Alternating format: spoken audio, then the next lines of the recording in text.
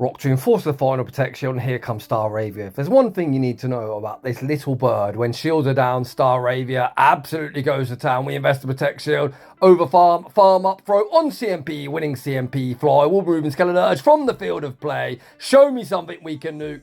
Out comes Fearow in this battle of flying types. There's only one Pokemon that will be emerging victorious. GG's, and thanks for playing.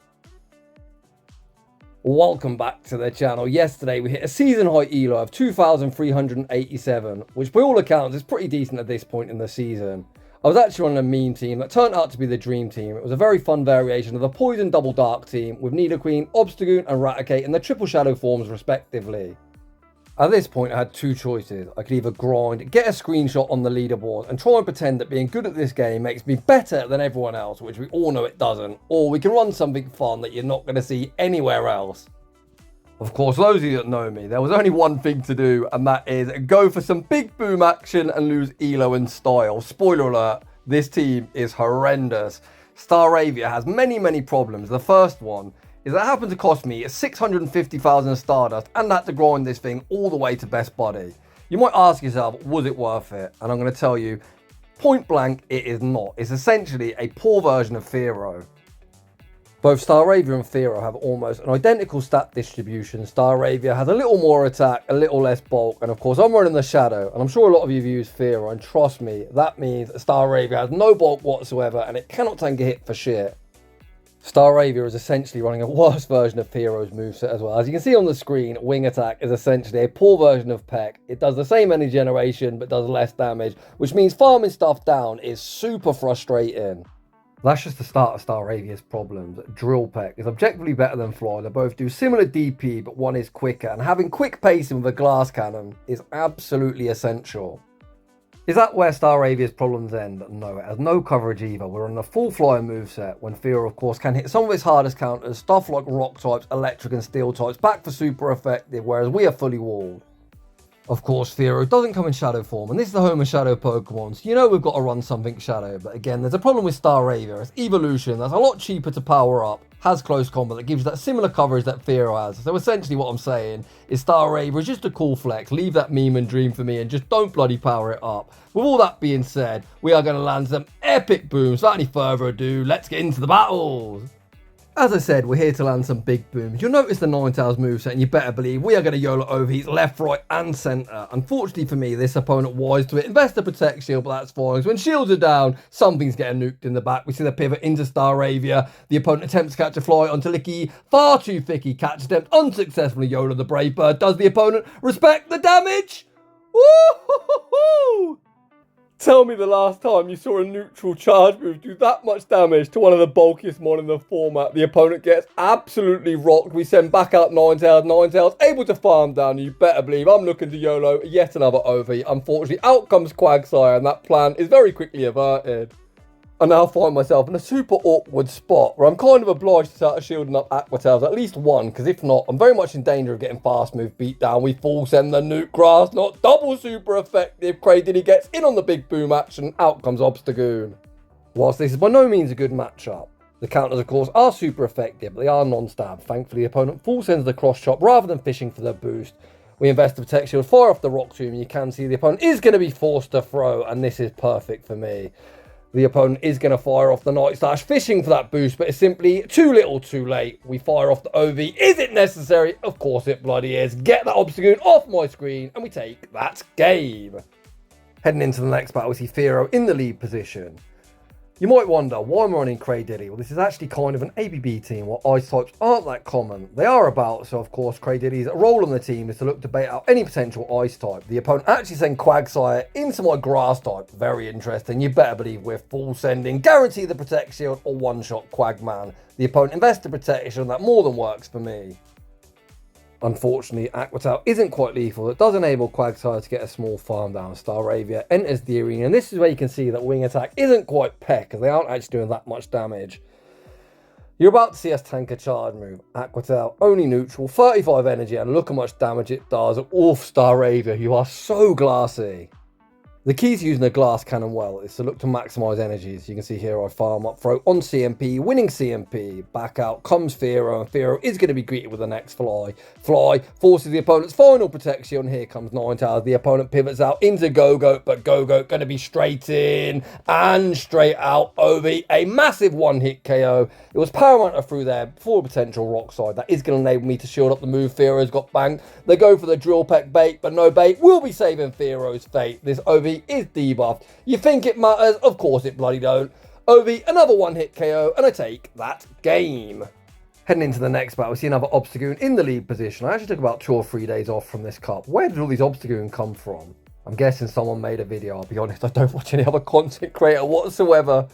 The last Obstagoon, shield up the Overheat. Does this opponent respect the damage? Overheat, bang, there it is. Get that Obstagoon off my screen. I'm instantly pivoting out into King Cradily.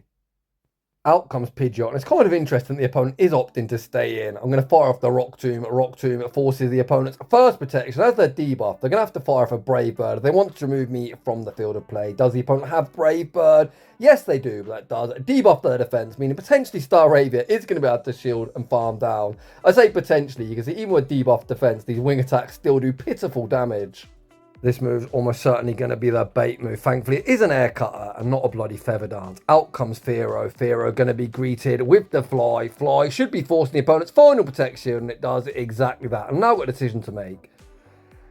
Do you know what? Fuck it. I think Ninetales can close the show. Ninetales is low, but has got residual energy. The question now becomes, can washed up Jamie Finn manage his energy well enough to win this game? I invest to protect shield. Ninetales rapidly running out of HP. I farm up as much as I physically can. I need to be one off the OV. Did I manage my energy well enough?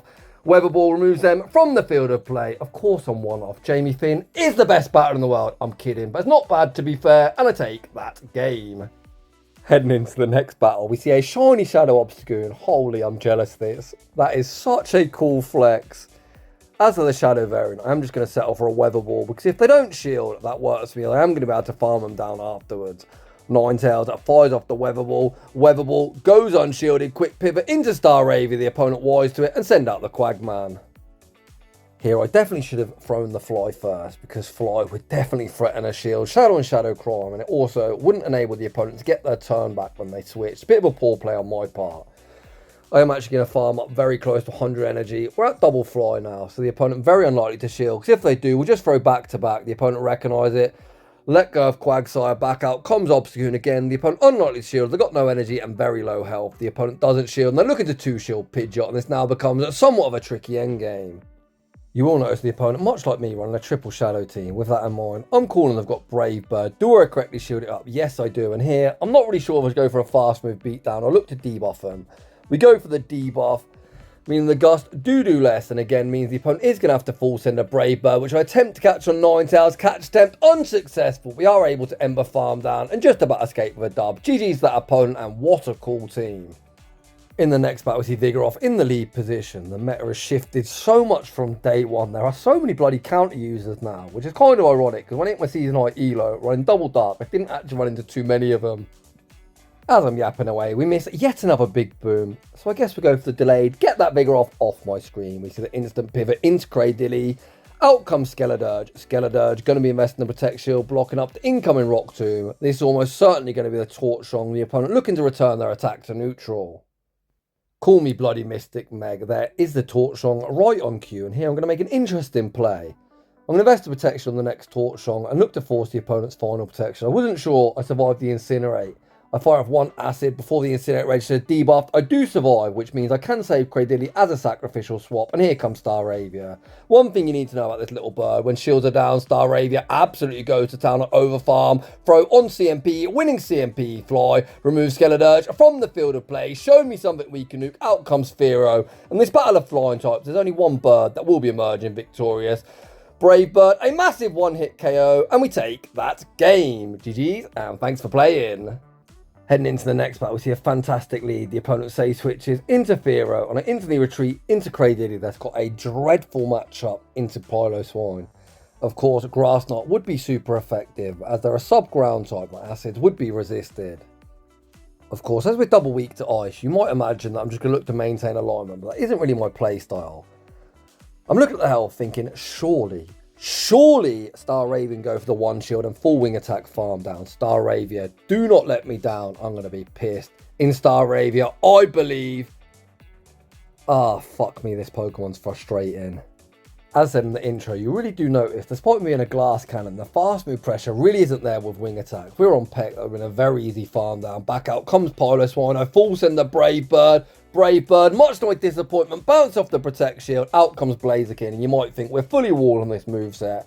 Ninetales, though, might have a little something to say about that. Overheat resisted. A clean one-hit KO. Back out comes Piloswine. I'm outside of Icicle Sphere range. I'm just going to look to spam out as many Weather Balls as possible. The first Weather Ball with some Embers puts the opponent into the yellow, and they are going to need to full send a high horsepower. The opponent does exactly that. Staravia able to reach the Fly. Fly will be a one-hit KO, and we are going to escape with a dub. GG's, and thanks for playing. I guess the moral of the story is you simply cannot shield all the nukes. In the next battle, we see the good version of Staravia in the lead position, aka Fearow. The opponent goes for a Weather Ball catch onto Swampert. I go for the Drill Peck / Drill Run catch. And we end up in a pretty good situation as we see Cradily into Swampert. Whilst the Asses, of course, are resisted, this Grass Knot would kill this Swampert and every Swampert that's ever entered the Go Battle League. The opponent very wisely invests to Protect Shield. I'm more than happy to play out the one shield scenario. Win this mid-game matchup or just knock out Swampert. Is the opponent willing to go down 2 shields in this mid-game matchup? Grass Knot, double super effective. A good one-hit KO. Back up comes Fearow. Fearow attempts to peck farm down. Unable to get it before the Rock Tombs reach. Rock Tomb forced the protection to go for the quick wham bam combo play. Looks like the opponent has a Magic 8 Ball. Anticipate the combo play. But Drill Peck simply not going to cut it. I fire off the Weather Ball. Weather Ball also not going to cut it, but does leave the opponent low. The opponent opts to dump their energy, which I think is not the best play on their part. Fearow, a very attack-weighted Pokemon. I think they would have been better off banking the energy, but we are not complaining. Out comes Staravia. The opponent sends out Camerupt, and we all know this one's going to end. Staravia reaches the Brave Bird. Brave Bird, going to be a one-hit KO. Camerupt straight in and straight out. I reset that defense debuff. Wing attack farm down Fearow, and I take that game. In the next battle, we see somewhat of a type neutral matchup, and I'm brutally honest, this is probably my worst answer. I'm going to look to go for some chip it action, but my opponent fully outplays me, catching on their own Ninetales. I don't really have a great answer for an energy lead Ninetales as Cradily is just going to get outpaced to back-to-back Weather Balls, and if I'm being honest, I may as well just stay in. They're going to be spamming out resisted Weather Balls, but I've got that party trick of the Overheat. Whilst it might be resisted, you better believe it's going to leave its mark, instantly putting them into the red health. Whilst I love to chat a lot of shit, I like to be educational. I think here the optimal player would be bank this energy, or at least bank an Overheat, and then make the pivot into Cradily and look to get an energy lead. Not entirely sure what I'm staying in. At this point, I guess we may as well just continue to stay in and play super basic and keep alignment. When I say alignment, of course, you're going to put a flyer on the Mud Slapper and Cradily into the Karate Chop user. Is it a good matchup? Well, it's not bad. You can see the Acid tearing through Magmar and actually doing more than the non-stab Karate Chops. You can see here I've hit the Grass Knot, so I anticipated the opponent trying to go for a Rock Tomb catch. They don't do that, and I actually didn't survive either, which is kind of brutal, and now I've put myself in somewhat of a tricky endgame scenario. While Staravia should be pretty dominant into Torterra, they've now got an energy lead and a shield advantage. If they Stone Edge me, which they should be running, I lose. Even if they Frenzy Plant, I probably lose, but I've got massive balls. I smell a Sand Tomb bait. Honestly, I don't know how I walk around with these giant testicles sometimes. It's hard work carrying around these giant set of nuts, but Jamie Finn calls the bait. Wing attack farms down Magmar, and despite playing somewhat like a potato, I'm able to take that game. I'm sure one of the people watching is going to flag this video to YouTube and cry about my commentary. I'm probably going to get demonetized, but do I care? Nah, we're here for a good time. If you don't like it, go watch some other channel. In the next battle, we see Arangaroo in the lead position. We tank the Brutal Swing. Yoda the Ovi, yet another big boom. You love to see it, and out comes Swampert. I feel like this is deja vu. I'm sure we've seen a scenario like this before where the opponent opts to stay in, which probably means they've got a flyer in the back. I say probably, let's be honest. This meta is so boring. So basic, everyone's the same bullshit over and over. The opponent gets nuked through 2 Protect Shields, and there is said flyer. The opponent now finds himself in a tricky scenario. Yes, I'm low, but this is their final Pokemon. Fearow is never going to be able to reset this debuff. Jamie Finn is the biggest degenerate in the world. Rock Tomb forced the protection. I farm to the OV this time. Do bait with a Weather Ball because the opponent's kind of obliged to shield everything. They're now looking for the full peck farm down. Can I reach the Overheat? I think not. But it's simply too little too late for my opponent. Weather Ball almost gets the knockout. We can send back out Cradily, the opponent recognised they're not even going to see the third, and I take that game. And that is just about going to wrap things up for today's somewhat shorter video. A lot of you know that one of the reasons I stopped making content is that life-work balance. This is a work day, hence the shorter video.